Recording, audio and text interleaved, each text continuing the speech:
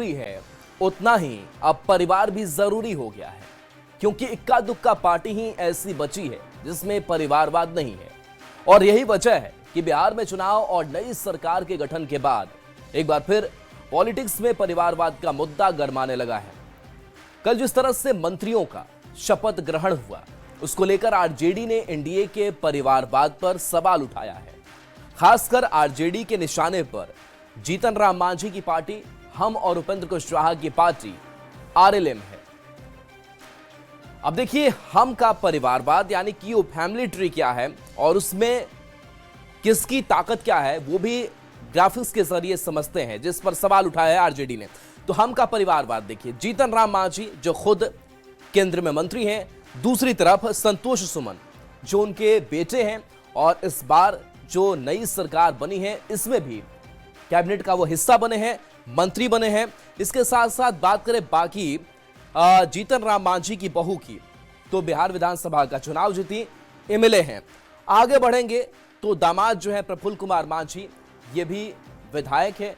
और इसके बाद से समधन ज्योति देवी जो खुद एमएलए हैं, यानी कि परिवार रिश्तेदार सब लोग राजनीति में है, जिसको साधा है जीतन राम मांझी ने और इसी को लेकर के सवाल उठाया है। अब उपेंद्र कुशवाहा का परिवारवाद और पार्टी में क्या कौन ताकत रखता है वो समझिए।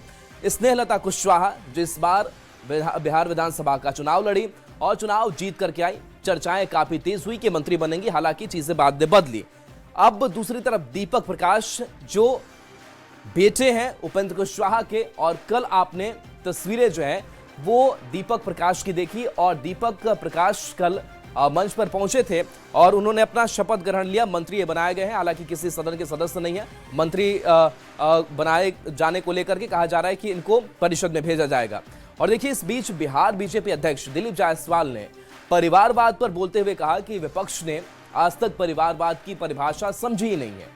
परिवारवाद का मतलब होता है प्रधानमंत्री का बेटा प्रधानमंत्री और मुख्यमंत्री का बेटा मुख्यमंत्री। जनता समझ रही है कि परिवारवाद का असली मतलब क्या है। परिवारवाद किसको कहते हैं? परिवारवाद कहते हैं राजा का बेटा राजा, मुख्यमंत्री और प्रधानमंत्री का बेटा मुख्यमंत्री और प्रधानमंत्री नहीं बनेगा, उसके बाद कोई परिवारवाद नहीं होता है। परिवारवाद का मतलब है, हमारा भाजपा का परिवारवाद का लगता है इतना दिन से वो परिभाषा भी नहीं समझ पाए। परिवारवाद का मतलब है कि प्रधानमंत्री का बेटा प्रधानमंत्री नहीं बनेगा, मुख्यमंत्री का बेटा मुख्यमंत्री नहीं बनेगा।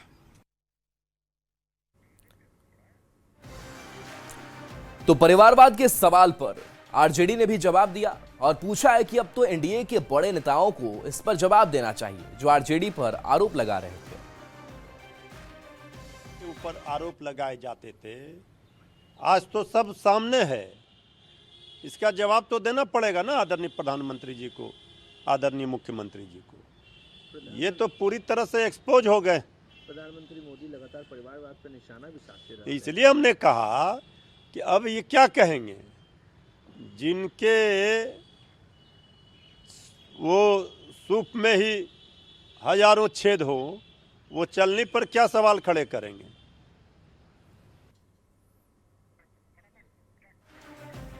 तो देखिए, आरजेडी के आरोपों पर बीजेपी सांसद संजय जायसवाल ने पलटवार किया। उन्होंने कहा कि जहां हम हार गए वहां इंसाफ हुआ, जहां वो हार गए वहां गड़बड़ी हो गई।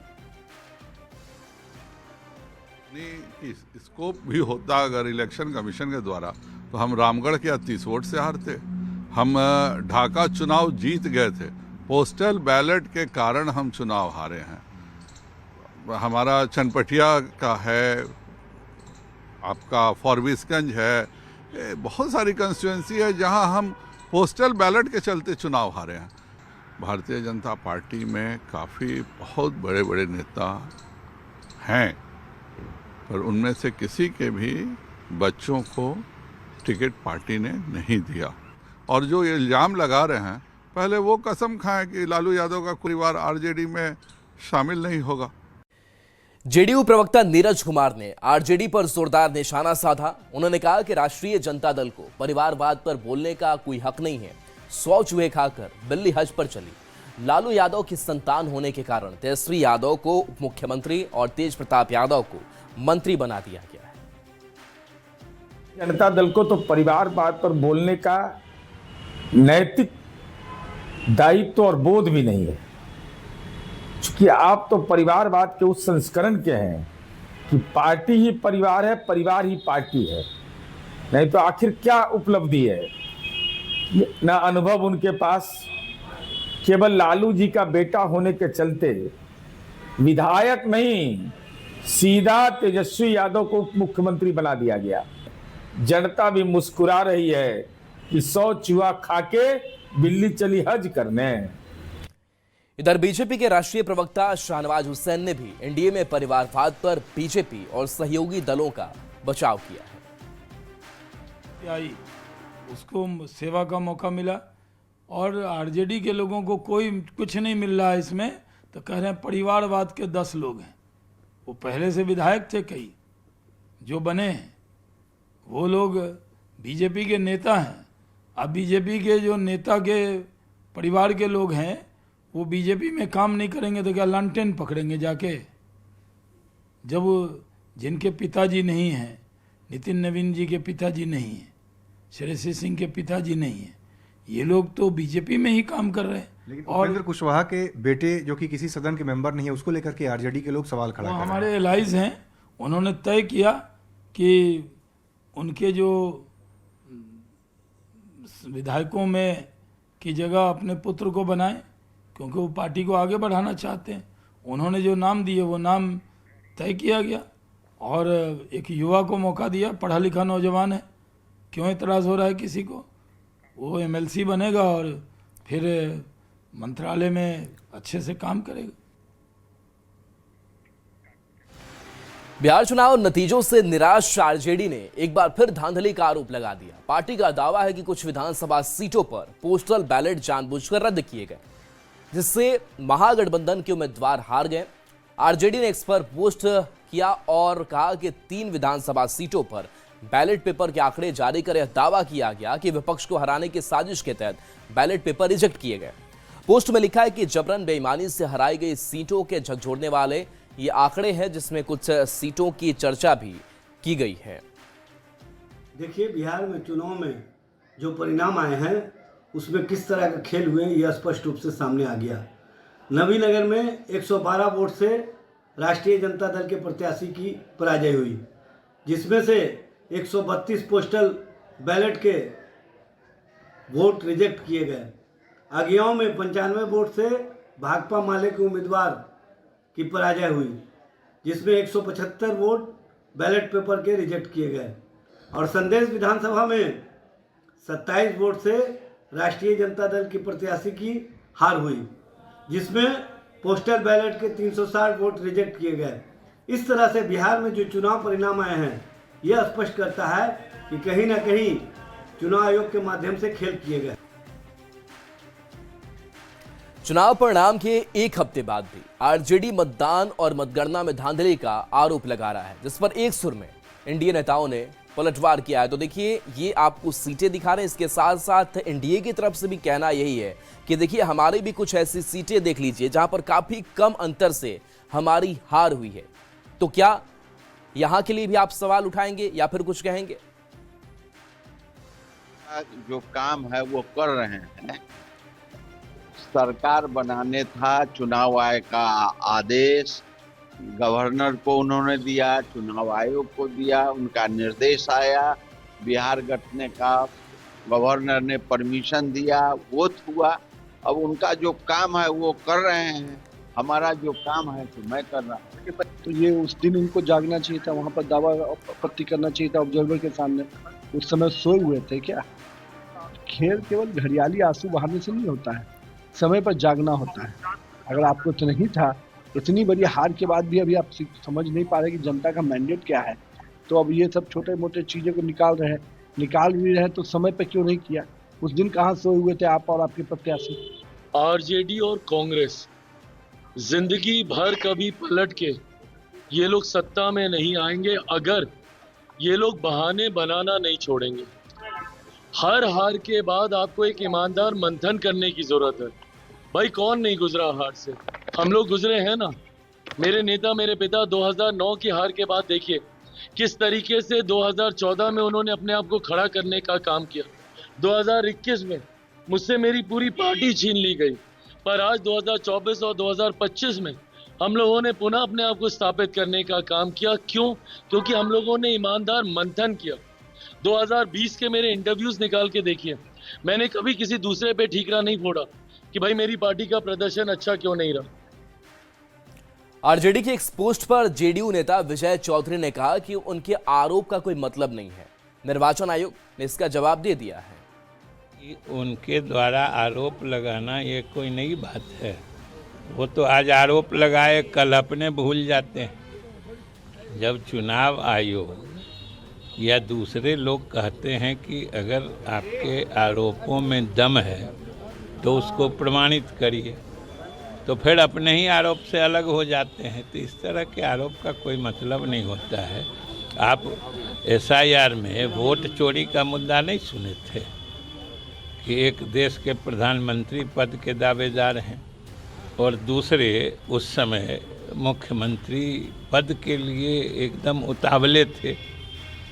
दोनों ने मिल के बिहार की जनता को कितना गुमराह किया था कि वोट चोरी हो रही है, वोट चोरी हो रही है।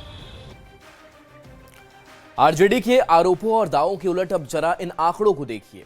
कई ऐसी भी सीट हैं जहां बेहद कम अंतर से एनडीए को हार का सामना करना पड़ा। ये सीट देखिए, रामगढ़ सीट की बात करें जहां बीजेपी की हार होती है, बीएसपी यहां जीतती है, मात्र 30 वोट का अंतर। और यही वो सीटें, यही जो आंकड़े हैं वो एनडीए की तरफ से एनडीए के नेता जो है वो दिखा रहे हैं कि देखिए हमारी भी कुछ ऐसी सीटें हैं जहां काफी कम अंतर से हम हारे हैं। सिर्फ आपकी वैसी सीटें नहीं, ढाका में बीजेपी हारी, आरजेडी की जीत होती है, 178 वोट का अंतर यहां होता है। दूसरी तरफ फारबिसगंज, चनपटिया, जहानाबाद, यहां भी 2 सीटों पर ये बीजेपी हारती है, कांग्रेस की जीत होती है। 221 और 602 वोट का अंतर होता है। दूसरी तरफ जहानाबाद में जेडीयू की हार होती है, आरजेडी जीत दर्ज करती है, 793 वोट का अंतर होता है। तो ये भी आंकड़ा जो है वो एनडीए की तरफ से जारी किया गया, जो 3 सीटों का आंकड़ा आरजेडी ने दिया और आरजेडी ने जो आरोप लगाए हैं उसके जवाब में।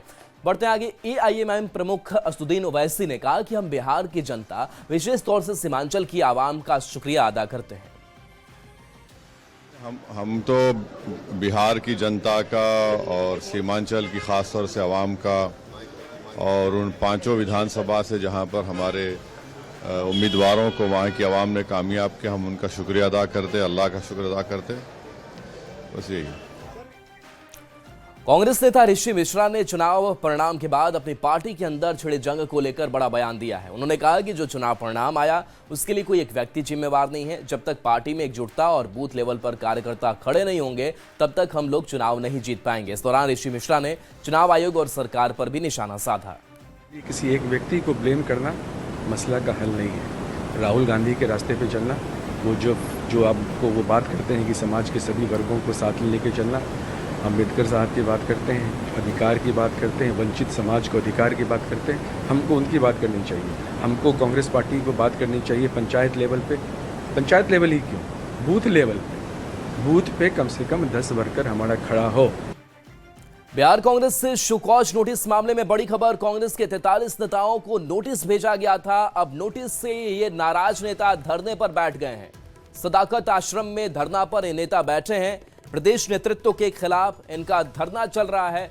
अल्लावरू और राजेश राम को हटाने की मांग हो रही है।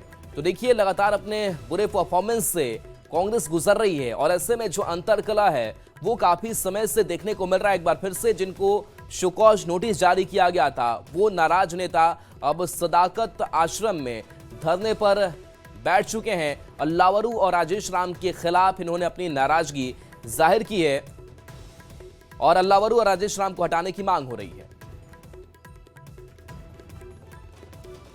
तो देखिए, 43 नेताओं को नोटिस भेजा गया था और इस बार काफी खराब प्रदर्शन कांग्रेस का रहा, जिस पर कांग्रेस के कुछ नेताओं ने प्रदेश नेतृत्व पर सवाल उठाया, तो उनसे शोकॉज भी किया गया। संजय ने इस पूरी खबर का जायजा लिया है, तस्वीर आपको दिखाते हैं। बिहार प्रदेश कांग्रेस ने एक साथ 43 नेताओं को शोकॉज नोटिस जारी किया और इन सभी से शोकॉज नोटिस का जवाब मांगा गया। लेकिन इस नोटिस का जवाब देने की बजाय कांग्रेस के नेता जो हैं वो सदाकत आश्रम में धरने पर बैठ गए हैं। इसमें पूर्व मंत्री हैं, पूर्व विधायक हैं और कई वरिष्ठ नेता हैं। जाहिर सी बात है, प्रदेश नेतृत्व को इन सभी ने चुनौती दी है। बैनर और पोस्टर के साथ ये यहाँ पर बैठे हुए हैं। और इनका जो स्लोगन है इस पर थोड़ा ध्यान दीजिए, बिचौलियों को बर्खास्त करो, भाजपा के घुसपैठियों को कांग्रेस से बाहर करो, राजेश राम को बर्खास्त करो, कृष्णा अल्लावरू को बर्खास्त करो, जवाबदेही तय करो, तीनों प्रभारी सचिवों को बर्खास्त करो, चुनाव में और राहुल की यात्रा में हुए खर्चे की जांच हो, वित्तीय नियमितता की जांच हो। तो केवल ये प्रदेश नेतृत्व से विधानसभा चुनाव में टिकट वितरण को लेकर ही नाराजगी नहीं है, बल्कि पार्टी में भ्रष्टाचार का भी आरोप लगाया जा रहा है और पार्टी के कई वरिष्ठ नेता इस धरना प्रदर्शन में शामिल हैं। आनंद माधव भी हैं, हम उनसे बात कर लेते हैं। क्यों नाराजगी इतनी तल्ख?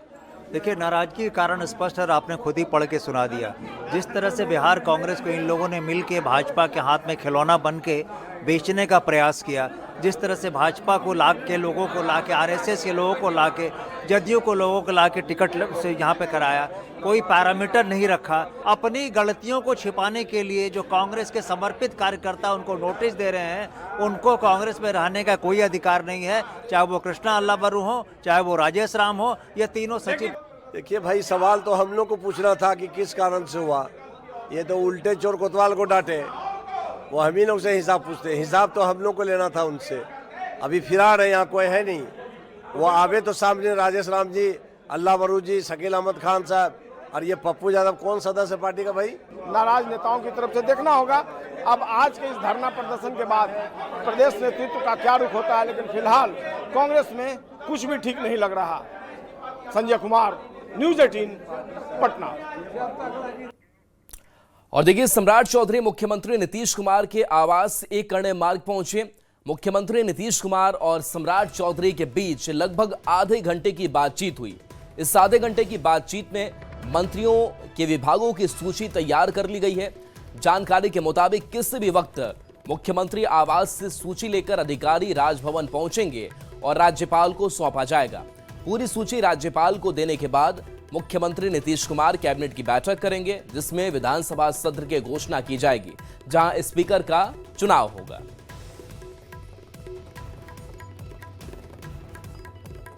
एनडीए सरकार के सत्ता में आने पर जेडीयू नेता विजय कुमार चौधरी ने कहा कि यह लोगों के भरोसे का प्रतीक है। इतनी बड़ी जीत तब तक नहीं होती जब तक जनता गठबंधन और उसके नेता नीतीश कुमार पर पूरा भरोसा न करे। बिहार की जनता के विश्वास का प्रतीक ये तो जोड़ी भारतीय राजनीति की अभी तक के इतिहास में सबसे हिट जोड़ी है। मोदी जी प्रधानमंत्री के रूप में और नीतीश जी बिहार के मुख्यमंत्री के रूप में। इन दोनों की जो आपसी समझदारी है, जिस ढंग से दोनों ने साथ काम किया है, बिहार भी तेज़ी से आगे बढ़ रहा है। और आने वाले समय में जैसा कि प्रधानमंत्री ने भरोसा दिलाया है, बिहार का विकास और भी तेज गति से होगा। बिहार विधानसभा में एलजेपी आरवी की शानदार सफलता के लिए पार्टी के राष्ट्रीय अध्यक्ष चिराग पासवान ने सभी कार्यकर्ताओं और नेताओं का आभार जताया है। साथ ही भरोसा दिलाया कि आने वाले दिनों में जिन कार्यकर्ताओं ने पूरी लगन से पार्टी को इस मुकाम पर पहुंचाया, उन्हें सम्मान दिया जाएगा। उन साथियों को भी विश्वास दिलाना चाहता हूं कि लोक जनशक्ति पार्टी रामविलास हर एक उस नेता कार्यकर्ता के समर्पण का सम्मान करती है जिन्होंने निस्वार्थ होकर उनको चुनाव लड़ने का मौका मिला नहीं मिला, पार्टी ने उनके साथ चुनाव के समय साथ कितना दिया नहीं दे पाए, उसके बावजूद वह अपने कर्तव्य पथ पर ईमानदार और निष्ठापूर्वक वो अपना समर्पण देते रहे। पार्टी इस बात का सम्मान करती है और आने वाले दिनों में आप देखिएगा विभिन्न व्यवस्थाओं के माध्यम से हर उस पार्टी के नेता कार्यकर्ता का समावेश किया जाएगा जिन्होंने ईमानदार तरीके से पार्टी के लिए समर्पण भाव दिखाते हुए कार्य करने का प्रयास किया। गुजरात में बीएसएफ की 176वें बटालियन कैंपस हरिपर भुज में बीएसएफ के 160वें स्थापना दिवस के मौके पर बोलते हुए केंद्रीय गृह मंत्री अमित शाह ने कहा कि दुर्भाग्य से कुछ राजनीतिक पार्टियां घुसपैठियों को खत्म करने के अभियान को कमजोर करने की कोशिश कर रही हैं। ये राजनीतिक पार्टियां एसआईआर और निर्वाचन आयोग की वोटर लिस्ट को साफ करने का विरोध कर रही हैं। मैं आज यह साफ करना चाहता हूं कि हम अकेले ही इस देश से सभी घुसपैठियों को निकाल देंगे। दुर्भाग्य की बात है, कुछ राजनीतिक दल एक घुसपैठिया हटाओ का जो अभियान है इसको निर्बल करने में लगे। चुनाव आयोग द्वारा जो SIR की प्रक्रिया चल रही है इसका खिलाफत कर रहे हैं। इस देश में से एक एक घुसपैठिए को चुन चुन कर बाहर निकालेंगे, ये हमारा प्रण है। कोई घुसपैठिए को अधिकार नहीं है कि हमारी लोकतांत्रिक प्रणालिका को वो प्रदूषित करे। और मैं आगाह भी करना चाहता हूं उन राजनीतिक दलों को जो घुसपैठियों के संरक्षण में लगे हैं। बिहार के चुनाव देश की जनता का मैंडेट है और वो मैंडेट घुसपैठियों की उपस्थिति के खिलाफ। और चलिए न्यूज़ 18